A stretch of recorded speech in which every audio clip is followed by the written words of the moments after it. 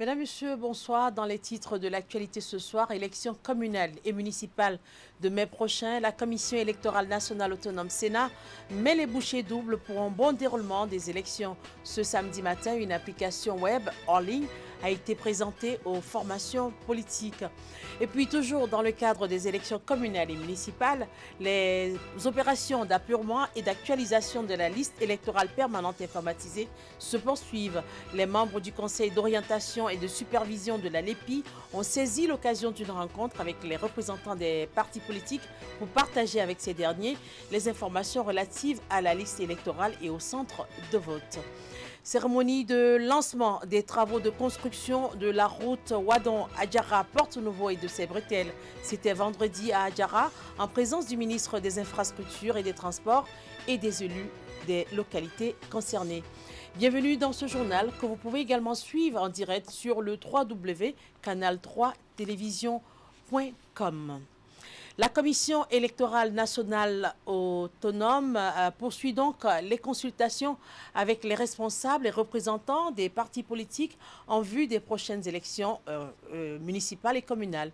Ce samedi matin, l'institution en charge de l'organisation des élections au Bénin a invité les acteurs politiques en question à une séance d'appropriation d'une application informatique. Celle-ci vise à faciliter à tous la composition et l'établissement des dossiers de candidature. On parle alors de Geste Élection, une application web hors ligne présentée donc ce matin aux formations politiques. Les détails avec Wahab Alikpara et Henri Gantier.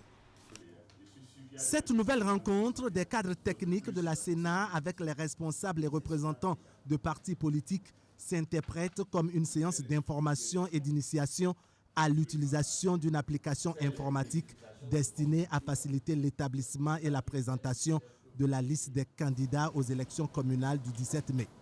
L'application en question est dénommée Geste Élection et présentée de manière technique aux hôtes de la Sénat. Cette application permet aux partis politiques engagés pour les communales d'enregistrer en quelques fractions de secondes selon le nombre d'utilisateurs connectés dans le réseau la liste des 3630 candidats, c'est-à-dire titulaires et suppléants. C'est une application web donc, qui fonctionne en réseau. Ils ont donc la possibilité de créer un réseau local et accélérer le processus de traitement des dossiers de candidature. Vous savez que la loi exige qu'il y ait dans chaque arrondissement que nous ayons un nombre de candidats titulaires et suppléants correspondant à ce que prévoit la loi. En tout, 1815 candidats titulaires et 1815 candidats suppléants, ce qui revient à 3630 candidats qui devraient figurer dans la déclaration de candidature à déposer à la Sénat. C'est un travail assez important, un travail à la limite titanesque et dont on ne peut arriver à bout qu'avec une application informatique. Donc c'est de ça qu'il s'agit essentiellement ce matin. La démarche de la Sénat est saluée par la plupart des représentants de partis politiques présents à la séance. Chacun est allé à sa manière pour exprimer ses préoccupations et faire des suggestions. Tous sont optimistes, mais certains pensent qu'on peut davantage assouplir le processus de l'application. Globalement, ce qui a été dit, c'est faisable. Il suffit qu'on s'y mette un peu et qu'on amène effectivement les vrais connaisseurs qui sont les techniciens en informatique et autres. Donc je crois qu'on peut faire ça. C'est le souci vraiment de pouvoir évaluer les dossiers des partis politiques plus facilement avec des critères plus ou moins plus objectifs. L'inquiétude majeure, c'est qu'on puisse simplifier ce qui a été présenté là pour que ça soit digeste pour nos populations qui sont à l'intérieur du pays. Parce que si on doit centraliser tout ça là, au niveau de Cotonou, physiquement, ce n'est pas simple. Donc on demande au cadre de la Sénat de bien vouloir, avec nos techniciens, voir dans quelle mesure la procédure doit être simplifiée, vraiment très simplifiée pour que ça soit digeste. Geste Élection se veut une application web en ligne d'utilisation facile et sécurisée avec un code crypté. Ses caractéristiques et fonctionnalités ont été expliquées à l'assistance par la Sénat dont les techniciens s'engagent à former les partis politiques à paramétrer par eux-mêmes l'application sans aucune possibilité à une tierce personne d'y accéder à leur insu. Les opérations d'appurement et d'actualisation de la liste électorale permanente et informatisée se poursuivent. En début de week-end, les membres du Conseil d'orientation et de supervision de la LEPI ont rencontré les représentants des partis politiques. Objectif, partager avec les formations politiques des informations relatives à la liste électorale et au centre de vote. Voici le point de cette séance avec Narcisse Alosset et Henri Ganti. Il s'agit d'une opération. Les élections municipales et communales du 17 mai prochain se dérouleront sans certains centres de vote connus par le passé. C'est l'une des informations portées ici à la connaissance de ces représentants des partis politiques. Et c'est une prescription des 2 lois votées en 2015 sur les unités administratives en République du Bénin. La 2015-01 et la loi portant sur la cartographie des centres de vote, donc la 2015-02. Ça n'avait pas trop joué sur les autres élections, mais cette fois-ci, comme c'est une élection de proximité où c'est l'unité administrative qui est concernée, il était nécessaire pour nous d'adapter le fichier électoral national à ça. Et en décidant d'adapter le fichier électoral à ces 2 lois, le Conseil d'orientation et de supervision de la LEPI fait face à certaines inquiétudes nées dans le rang des partis politiques. On est un peu perdu. Quand nous parlons des centres de vote ou des bureaux de vote, je ne suis pas informée de ce qu'on ait fermé le centre de vote ou qu'on ait transféré le centre de vote. On me reverse ailleurs. Comment je le sais? Est-ce que les dispositions, les mesures sont prises pour que nous ayons avec précision l'identification de ces centres de vote-là qui sont fermés et quels sont les centres de référence désormais de ces centres fermés-là, pour que nous, qui sommes acteurs politiques sur le terrain, nous puissions commencer déjà à informer nos militants. J'ai l'impression que vous mettez toujours la charrue avant les bœufs. Ce n'est pas le jour des élections, ils vont aller à ce bureau de vote, on va leur dire non, ça a été transféré à tel autre bureau de vote, ainsi de suite. Donc il faut que tout ce soit tiré au clair pour qu'à l'évaluation, nous puissions dire, ah là, il y a eu effectivement des problèmes, c'est pourquoi tel centre s'est transformé en tel autre, ou déplacer d'un endroit à l'autre. Pour éviter tout déficit en communication, la structure qui est en charge de l'exercice d'appurement et d'actualisation de la liste électorale dit avoir déjà pris toutes les dispositions. Depuis le 21 octobre qu'on a démarré cette phase d'actualisation, on a mis à disposition sur toute l'étendue du territoire national le dictionnaire des centres de vote conformément à la loi 2015. La nouvelle loi 2015, on a mis à disposition les dictionnaires de centres de vote qui précisent, village par village, les centres de vote reconnus au terme de la loi. Ni l'ANT ni le COS n'a le droit de modifier, de créer un centre de vote. Nous, on n'en supprime pas et on n'en crée pas. Ce qu'on peut créer ici, c'est les postes de vote, puisque à l'intérieur d'un centre de vote, il peut y avoir plusieurs postes de vote. Si le nombre d'inscrits dépasse 500, on peut créer un nouveau à l'intérieur du centre de vote créé par la loi. Mais le centre de vote, ni l'ANT, ni le COS, l'EPI n'a habilité, n'a le droit de modifier, de supprimer ou bien d'en créer. Parallèlement, la phase d'actualisation de la liste électorale se poursuit et prend fin ce dimanche à 18h. Et derrière, la deuxième phase de terrain pour le nouveau majeur démarre le lundi 24 février pour durer une semaine. La liste électorale, quant à elle, sera remise à la Commission électorale nationale autonome le 17 mars prochain, conformément aux dispositions de la loi.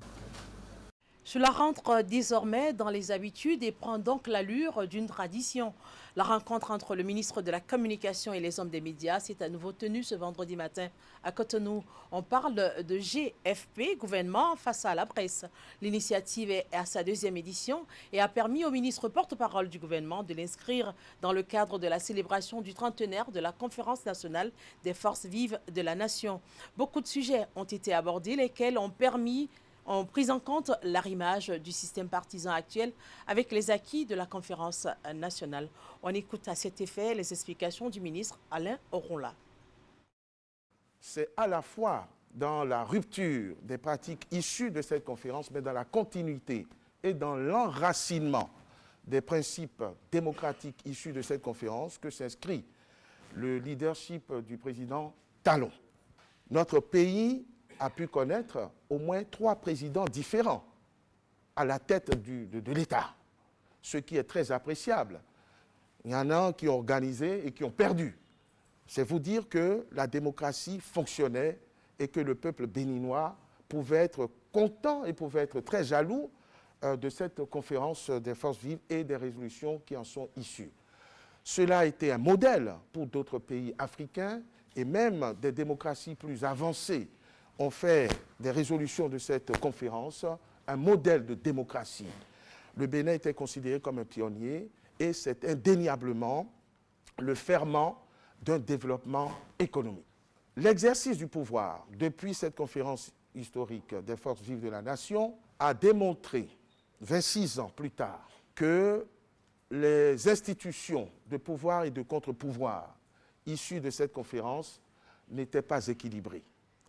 Le candidat Patrice Talon avait parlé d'une superpuissance du pouvoir exécutif par rapport et sur les autres institutions de contre-pouvoir. Le multipartisme, proclamé comme intégral, a donné naissance à une multitude de partis. C'était un multipartisme, je dirais, débridé, qui empêchait de lire convenablement l'efficacité du système partisan et du modèle démocratique que nous avons souhaité. Le constat le plus patent et le plus marquant, c'est que cette démocratie voulue par nos prédécesseurs, par nos aînés, par nos parents, à l'usage, s'est avérée contre-performante, puisque nous n'enregistrions pas de bons résultats sur le plan économique. Il n'y a donc pas de surprise, il n'y a pas de hasard, il n'y a pas d'approximation. Lorsque le pilier numéro 1 du programme d'action du gouvernement est de consolider, c'est-à-dire d'enraciner la démocratie, d'améliorer la gouvernance et de renforcer l'état de droit, cela veut dire qu'il faut faire des réformes. Il faut revoir le système précédent. Et c'est à cela que le président de la République et son gouvernement se sont attelés pour transformer totalement notre système politique et notre système partisan. Et lorsqu'on dit consolidation et enracinement de la démocratie, c'est une référence directe à l'esprit de la conférence des forces vives de la nation. C'est parfaire ou améliorer les principes, les préceptes qui ont été dégagés au cours de cette conférence, qui a tenu en quelques jours, et qui ne peut être amélioré que par des gens qui ont réfléchi, qui ont expérimenté, qui ont éprouvé pendant 26 ans le mécanisme des résolutions et des institutions issues de cette conférence, qui en ont vu les faiblesses, les insuffisances et qui ont pris le temps et le soin de corriger. Lorsqu'on met un peu plus de rigueur dans la création des partis, on n'interdit pas les partis. Aucune réforme n'a eu pour objet ou objectif de dire qu'il n'y aura plus qu'un ou deux partis au Bénin. L'on met des critères qui permettent à ces formations politiques de devenir de vrais partis représentatifs de l'opinion des Béninois. Donc, ce qui a été apporté et qui a servi de ferment à la réforme du système partisan, c'est de faire en sorte qu'un parti politique appelé à animer la vie politique puisse être connu dans toutes les régions, dans toutes les communes, dans tous les départements de notre pays. Je ne crois pas que ce soit une exigence antidémocratique. Les populations de la commune d'Adjara verront bientôt démarrer la construction de la route Ouadon, Adjara, Porto-Novo et de Sébretel. Les travaux de cette importante infrastructure ont été lancés ce vendredi à Adjara sous la direction du ministre des Infrastructures et des Transports. Les détails à travers ce reportage signé Emma Rodenou. Les populations d'Adjara massivement mobilisées pour ne pas se faire compter l'événement. Après 40 ans d'attente, la route principale qui traverse la commune, axe Ouadon, Adjara, Porto-Novo et Sébretel, leur sera construite. Cette cérémonie, qui a connu la présence d'une belle brochette d'autorités politico-administratives, consacre le lancement des travaux de bitumage de cette route dénommée Route nationale 36. Nous lançons donc les travaux d'aménagement et de bitumage de 18,53 km de route qui s'inscrivent dans le programme d'action du gouvernement. Si nous prenons l'état de la route aujourd'hui, c'est une route qui est complètement en terre que le gouvernement du président Patrice Talon veut aménager et bitumer. Ces routes seront aménagées en 1 fois 2 voies avec une chaussée bidirectionnelle revêtue de 7,20 m de largeur, composée de 2 voies de 3,60 m de large, de 2 accotements de largeur 2 mètres chacun, dédiés au trafic des 2 roues et aux ouvrages d'assainissement. Procédant au lancement officiel des travaux, le ministre des Travaux publics a rappelé que la construction de la route RN36 a été une promesse du président Patrice Talon. Le jeudi 29 novembre 2018, à notre passage à Adjara, pour la première visite et le démarrage des études de ces infrastructures, nombreux étaient les sceptiques quant à la réalisation des travaux dans un si bref délai.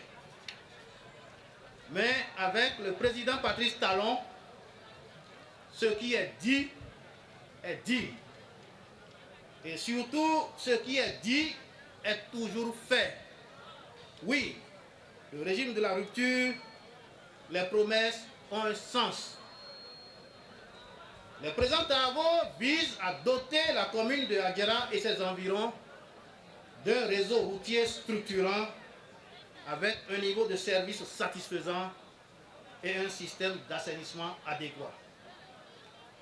En cette heureuse circonstance, il me plaît de dire aux populations des départements de l'Ouémé et du Plateau que les présentes infrastructures routières d'Adjara viennent compléter celles déjà en cours de réalisation dans ces 2 départements. Heureux de voir ce projet de construction de la route nationale 36 démarrer, les fils et filles d'Adjara n'ont pas manqué de remercier le chef de l'État pour ce regard bienveillant à l'endroit de leur commune. Si tout cela a été possible, c'est grâce à la volonté, aux ambitions et au goût d'un homme qui dit qu'il va revenir le Bénin au monde et qui le fait pierre par pierre. Cet homme, c'est son Excellence, le président Patrice Athanase Guillaume Talon. Ils ont vu, nous voyons, Patrice Talon ne fait pas de promesses de campagne. Quand Patrice Talon dit, il fait. Quand Patrice Talon dit, il fait. Quand Patrice Talon dit, il fait. Quand Patrice Talon dit, il fait. Confiée à l'entreprise Adeoti Sarl, cette infrastructure routière coûtera environ 36 milliards de francs CFA. Les travaux qui ont été lancés ce vendredi vont durer 36 mois. Le bureau directeur de la fêtière des syndicats du transport du Bénin, Kosikotrab, était face aux professionnels des médias ce vendredi. Objectif, témoigner leur gratitude au chef de l'État pour les réformes dans leur secteur. Les membres ont aussi saisi l'occasion pour porter à la connaissance du public la collaboration difficile qu'ils entretiennent depuis un bon moment avec certaines mairies du Bénin. Ils sollicitent l'intervention du chef de l'État pour régler cette crise qui constitue désormais un frein à l'émergence du secteur des transports. La conférence a eu lieu au siège national du Kosikotrab à Cotonou. Les détails avec Clément Achadé et Deroupé. Ils chantent ici l'hymne national pour rendre hommage à Patrice Talon, initiateur des réformes qui ont impacté leur secteur d'activité, les transports. Face à la presse, ces membres du Kosikotrab ont salué le toilettage fait par le chantre de la rupture et qui a permis de redorer le blason de leur corporation. À travers leurs déclarations, ils témoignent ici leur gratitude à l'exécutif qui, selon eux, a pris des décisions courageuses pour résoudre les différents maux qui ont longtemps rongé la corporation des acteurs de transport béninois. Selon ces transporteurs, cette marque de reconnaissance se justifie par plusieurs raisons. Les barrages de contrôle et de sécurité furent levés.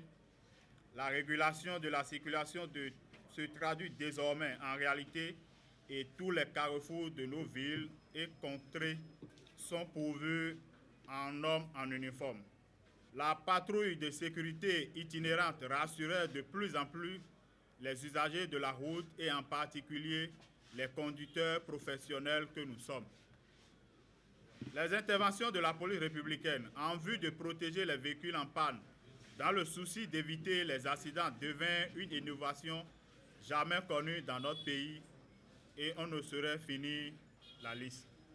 Le COSICOTRAB convaincu aujourd'hui du caractère porteur de cette réforme qui fait de notre pays le premier de la sous-région en matière de libre circulation des personnes et des biens, tient à reconnaître sa pertinence qui contribue au relèvement du niveau des recettes du trésor public et le plein épanouissement de nos militants à la base. Cette rencontre avec les médias est aussi l'occasion pour le bureau directeur du COSICOTRAB de partager avec l'opinion publique et surtout les autorités la collaboration difficile qu'il entretient depuis quelque temps avec certaines communes du Bénin. Malheureusement, tout n'est pas rose dans notre collaboration avec certains maires et leurs collaborateurs qui nous interdisent par des arrêtés la perception de nos cotisations syndicales sur leur territoire de compétence. Nous avons pris notre mal en patience, non pas parce que nous sommes faibles, mais parce que nous considérons les exploits du gouvernement central et ne voulons pas en rajouter aux soucis qu'a déjà ce dernier. Parmi ces mairies-là,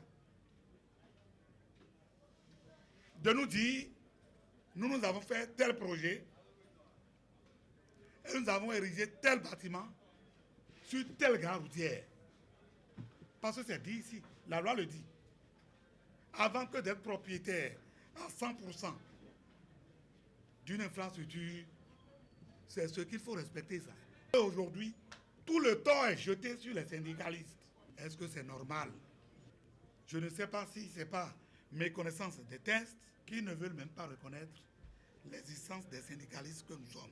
Salut camarades. Camarades, salut. Salut camarades. Camarades, salut. Le COSICOTRAB appelle donc le gouvernement au secours afin de trouver des solutions à ce que ses membres appellent ici la crise entre les syndicats et les autorités communales et municipales. Ils ont enfin saisi l'occasion pour réaffirmer leur soutien au chef de l'État pour ces réformes. Les militants du syndicat de transport n'entendent pas baisser les bras tant que les mairies ne changent pas leur méthode de gestion des gares routières. Leur dernier recours aujourd'hui, Patrice Talon, président de la République. Le ministère de l'Enseignement supérieur et de la Recherche scientifique a réuni un grand nombre de professeurs d'université dans le cadre d'un séminaire ministériel. La séance a eu lieu à l'Institut des sciences biomédicales appliquées de Cotonou ce vendredi et a porté sur plusieurs réflexions. Il a été question des réformes dans le sous-secteur de l'enseignement supérieur. Voici le reportage de Asiongbo Kanya Asiongbo et de Rachidi Soubérou. Ce sont des regards croisés que les acteurs ont posés sur les réformes dans le sous-secteur de l'enseignement supérieur et de la recherche scientifique le vendredi 21 février. Initié par le ministère de l'Enseignement supérieur et de la Recherche scientifique, le séminaire ministériel a rassemblé chercheurs, professeurs, responsables à divers niveaux des universités nationales du Bénin. Pour la ministre de l'Enseignement supérieur et de la Recherche scientifique, Éléonore Ladekan-Yahi, ce séminaire est une occasion pour se pencher sur les problèmes. Nous sommes venus parce qu'il y a un problème et nous serons dans nos différents rôles pour apprécier le problème et voir à la fin les problèmes seront logés où chacun aura une bonne compréhension des problèmes tels qu'ils se posent. Il faut que nous puissions échanger et qu'on voit qu'est-ce qui n'est plus de notre ressort et qui désormais serait conféré au CNE. Nous devons pouvoir comprendre ça. Sinon, nous allons perdre le temps, nous allons mener des actions, nous allons réaliser un certain nombre d'activités qui vont être jugées simplement irréalisables. Au cours du séminaire, différentes communications ont été présentées. Harmonisation des offres et coûts de formation dans les universités, formation doctorale et gestion des laboratoires de recherche, recherche scientifique et innovation technologique en lien avec les pôles de développement. Pour nombre d'acteurs, c'est un séminaire qui arrive au bon moment. Dès que les acteurs principaux d'un système ne se retrouvent pas, ils ne peuvent pas réfléchir profondément sur les problèmes du secteur. Et donc ce séminaire ministériel est venu à point nommé Parce que nous, étant acteurs sociaux, nous avons beaucoup d'attentes. Nous avons beaucoup de préoccupations. C'est une initiative noble et louable et qui permet de rassembler tous les acteurs du secteur de l'enseignement supérieur autour d'une table où les problèmes majeurs qui minent le sous-secteur de l'enseignement supérieur et de la recherche scientifique. C'est tellement nécessaire ce que la ministre de l'enseignement supérieur a commencé par faire, parce qu'il doit d'abord apprécier l'existant à travers les réformes qui ont été entreprises et voir ce qui est nécessaire qu'on puisse faire pour harmoniser surtout les points de vue de tous les acteurs. Les participants ont eu aussi droit à une communication sur la problématique de la gestion des écoles privées d'enseignement supérieur et des examens nationaux. Par ailleurs, il était aussi question de la gestion des œuvres universitaires et sociales, analyse des contraintes et perspectives. Du 12 au 15 février dernier, le président de l'association interprofessionnelle du coton et le ministre en charge de l'agriculture ont entrepris une tournée dans les départements de la Liborie, du Borgou, des Collines et du Zou. Ils se sont rendus dans plusieurs usines et aires de stockage du coton graine pour constater le quota de l'or blanc alloué à chaque producteur dans le cadre de la prochaine campagne cotonnière. Dans l'ensemble, la descente s'est déroulée s'est soldée par une note de satisfaction. Le détail avec Teddy Goudalo et Ouliat Sanoussi. Descente d'une mission conjointe dans quelques usines et aires de stockage du coton graine des départements du Borgou, de la Liborie, des Collines et du Zou.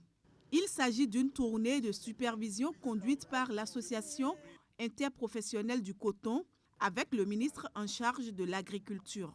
À travers cette sortie, plusieurs sites de grainage sont visités pour constater le quota de stockage du coton alloué à chaque usine dans le cadre de la prochaine campagne cotonnière.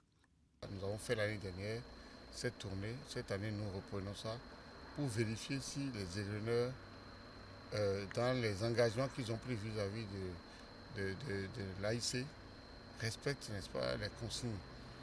Nous avons cette année une production estimée à peu près à 720-730 000 tonnes et nous avons affecté un minimum de niveau de stockage qui tourne autour de 200 000 tonnes à stocker par l'ensemble des égreineurs.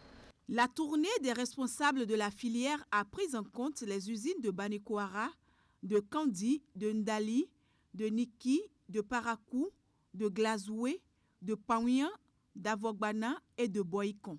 Elle vise à s'assurer des dispositions sécuritaires qui sont prises pour éviter d'éventuels incendies au niveau du coton stocké en attendant l'égrenage.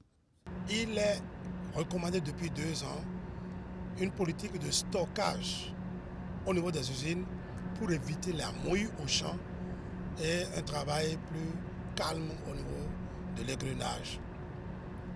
Mais disons que ce stockage demande de la prudence. Il fallait donc repartir sur le terrain, visiter les normes de sécurité incendie mises en place aujourd'hui. Il y a des agents que nous appelons les piquets d'incendie et qui sont formés régulièrement par les sapeurs-pompiers et nous-mêmes. Voilà, ce qui fait qu'on met toutes les dispositions possibles pour éviter les éventuels incendies. Banekoara a été le site sur lequel le président de l'association interprofessionnelle du coton et sa délégation ont pris les dispositions nécessaires face à l'imprudence des camionneurs qui seraient à la base de l'incendie survenu il y a quelques jours, occasionnant la perte d'énormes tonnes de coton graine.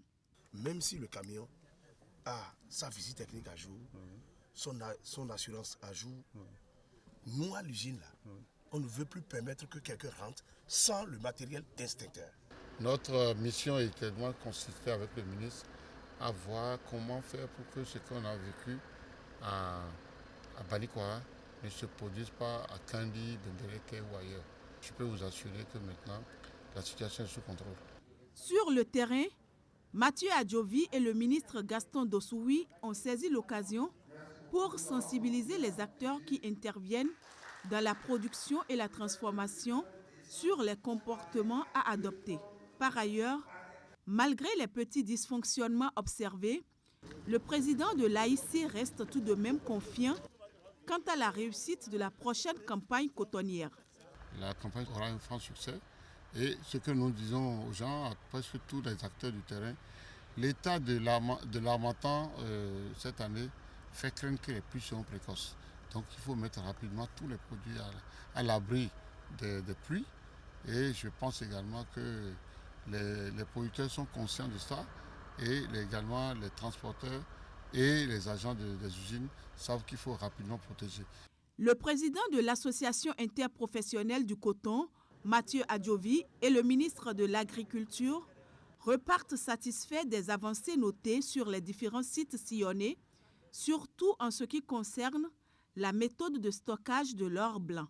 Producteurs, transporteurs et égreneurs sont donc invités à toujours maintenir le cap.